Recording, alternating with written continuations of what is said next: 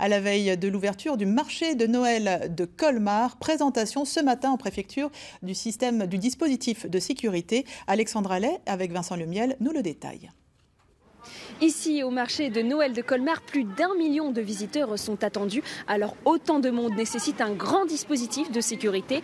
Parmi les nouveautés cette année, il y aura plus de blocs de béton sur la place Rapp pour empêcher d'éventuelles attaques de voitures béliers, mais également des liaisons radio plus fréquentes entre les différents marchés de Noël.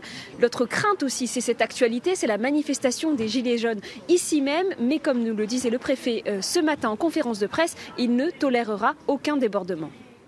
J'invite ces manifestants, qui sont d'ailleurs un petit peu moins nombreux, à déclarer leur manifestation s'ils souhaitent exprimer ce droit d'expression, mais qui doit aussi être concilié avec la liberté de circulation.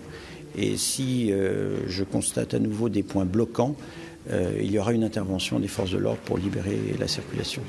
Le marché de Noël de Colmar, c'est aussi un événement qui ne doit pas être perturbé tant il est important pour les commerçants ici. C'est ce que nous rappelait le maire de la ville, Gilbert Meyer.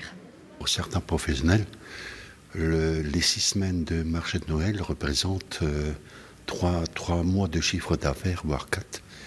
Donc sur le plan économique, cela est indispensable. Et vous le voyez derrière moi, les commerçants s'affairent. Tout doit être prêt pour l'ouverture demain dès 10 h.